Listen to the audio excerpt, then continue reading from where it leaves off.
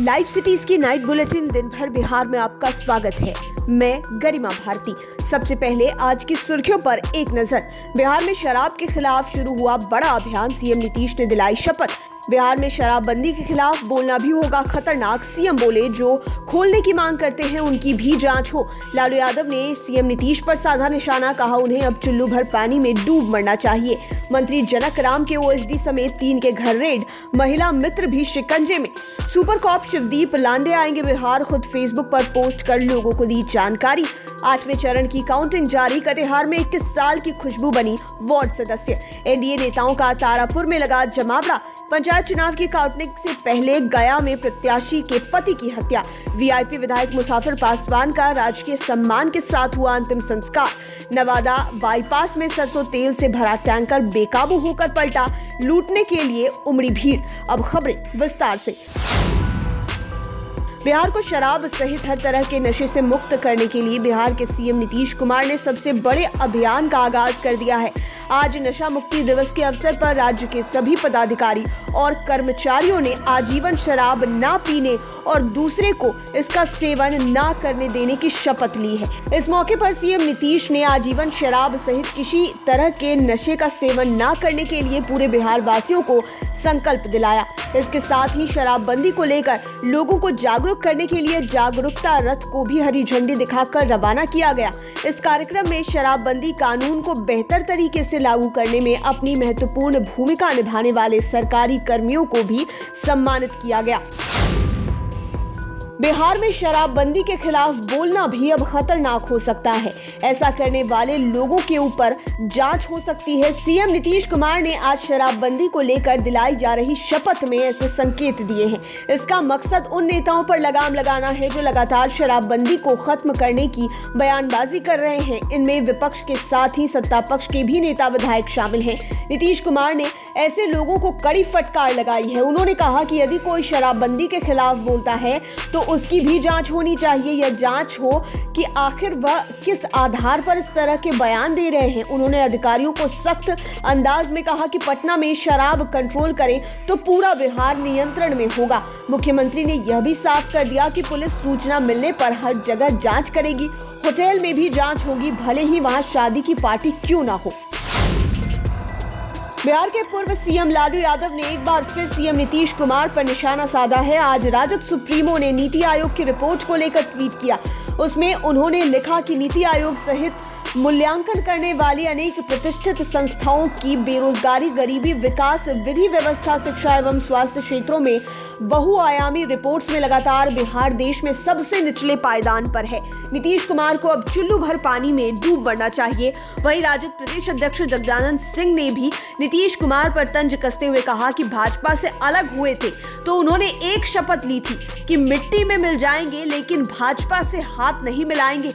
वह भी तो एक शपथ था, उस शपथ का क्या हुआ। बिहार सरकार के मंत्री जनक राम के ओएसडी मृत्युंजय कुमार, उनके भाई धनंजय कुमार और रत्ना चैटर्जी के ठिकाने पर एसवीयू ने आज सुबह रेड मारी। ओएसडी और उनके भाई पर सरकारी पद पर काम करते हुए भ्रष्टाचार करने का आरोप है। छापे में ओएसडी की दोस्त रत्ना चैटर्जी के कटिहार वाले ठिकाने से 30 लाख कैश और सोने के बिस्किट भी मिले हैं। इनके काले कारनामों के बारे में स्पेशल विजिलेंस यूनिट यानी कि एसवीयू को कंप्लेन मिली थी। इसके बाद आरोपों की जांच की गई। आपको बता दें कि रत्ना चैटर्जी 2011 में पूर्णिया के बायसी में सीडीपीओ थी। इसी साल भ्रष्टाचार के मामले में उन पर कार्रवाई भी हुई थी। इस दौरान उन्हें सेवा से बर्खास्त कर दिया गया था। सुपर कॉप के रूप से बिहार ही नहीं पूरे देश में मशहूर शिवदीप लांडे एक बार फिर से बिहार लौटेंगे। यूं तो उनके लौटने की चर्चा कल से ही हो रही थी, लेकिन अब इस पर अंतिम मुहर लग गई है। उन्होंने खुद लोगों से बिहार लौटने की बात सोशल मीडिया पर बताई है। उन्होंने अपने सोशल मीडिया प्लेटफॉर्म पर लिखा है कि आज महाराष्ट्र में मेरे कार्यकाल के 5 वर्ष पूरे हुए और बतौर डीआईजी मैंने अपना कार्यभार सौंप दिया है। मैं अब हमार बिहार में सेवा देने को वापस आ रहा हूं। उनके फेसबुक पोस्ट में भोजपुरी में हमार बिहार लिखा हुआ है। इससे यह महसूस किया जा सकता है कि उनका बिहार से कितना लगाव है, यहाँ की भाषा से उन्हें कितना प्रेम है। बिहार पंचायत चुनाव के 8वें चरण की सीटों पर मतगणना के परिणाम चल रहे हैं। 8वें चरण की वोटिंग 24 नवंबर को हुई थी। अन्य चरणों की तरह ही इस चरण में भी उलटफेरों का क्रम जारी है। सिवान के रघुनाथपुर विधायक के बेटे और सीतामढ़ी के रीगा विधायक की समधन मुखिया का चुनाव हार गई है। वहीं कटिहार आजमनगर प्रखंड की मर्तवपुर पंचायत वार्ड संख्या 1 से वार्ड सदस्य पद के लिए महज 21 साल की खुशबू कुमारी चुनाव जीत गई है। आपको बता दें कि इस चरण में 3,356 पदों पर निर्विरोध निर्वाचन हो चुके हैं। वहीं 166 पदों पर किसी भी प्रत्याशी के नामांकन नहीं करने की वजह से ये पद खाली रह गए हैं। यहाँ काउंटिंग कल भी जारी रहेगी। बिहार के तारापुर विधानसभा क्षेत्र में उपचुनाव में जेडीयू उम्मीदवार राजीव कुमार सिंह की जीत हुई थी। इसी खुशी में आज तारापुर में एनडीए की ओर से कार्यकर्ता सम्मान समारोह का आयोजन किया गया है। इसमें एनडीए के दिग्गज नेताओं के साथ नीतीश सरकार में शामिल कई मंत्री भी जुटे। सबों ने एक स्वर में एनडीए नेताओं और कार्यकर्ताओं के प्रति आभार जताया। एनडीए कार्यकर्ता सम्मान समारोह में जेडीयू के राष्ट्रीय अध्यक्ष ललन सिंह, जेडीयू संसदीय बोर्ड के अध्यक्ष उपेंद्र कुशवाहा, पंचायती राज मंत्री सम्राट चौधरी, भवन निर्माण मंत्री अशोक चौधरी, विज्ञान एवं प्रौद्योगिकी मंत्री सुमित कुमार सिंह, विधान परिषद संजय कुमार सिंह, विधान परिषद और पूर्व मंत्री नीरज कुमार, पंचायत समिति सदस्य पीकू मेहता समेत एनडीए के कई नेता मौजूद रहे।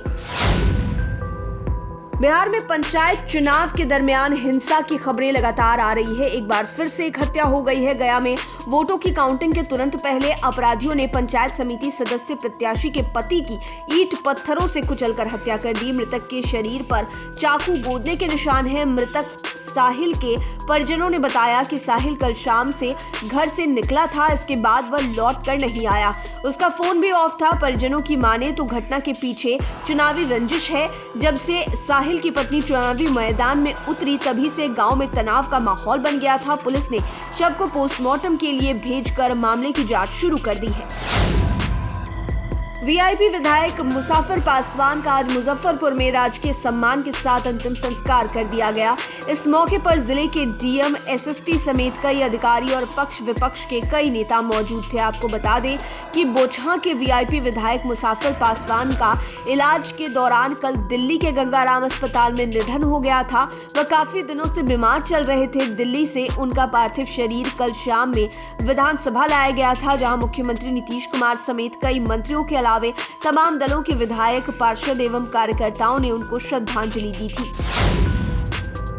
नवादा बाईपास में बाबा का ढाबा के समीप आज अहले सुबह एक टैंकर बेकाबू होकर पलट गया। इस टैंकर में कच्चा सरसों तेल भरा हुआ था। इसके बाद तेल लूटने के लिए आसपास के सैकड़ों ग्रामीण जुट गए। जानकारी के मुताबिक टैंकर कोलकाता से पटना होते हुए नेपाल जा रहा था, मगर रास्ते में ही वह टैंकर पलट गया। हालांकि ड्राइवर और खलासी दोनों सुरक्षित हैं। दोनों को आंशिक रूप से चोट लगी है, जिन्हें इलाज के लिए अस्पताल भेज दिया गया है।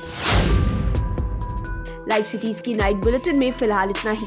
खबरों की दुनिया में बने रहने के लिए हमारे चैनल को सब्सक्राइब करें। वीडियो फेसबुक पर देख रहे हैं तो पेज को लाइक करें, साथ ही साथ हमें ट्विटर पर जरूर फॉलो करें। धन्यवाद।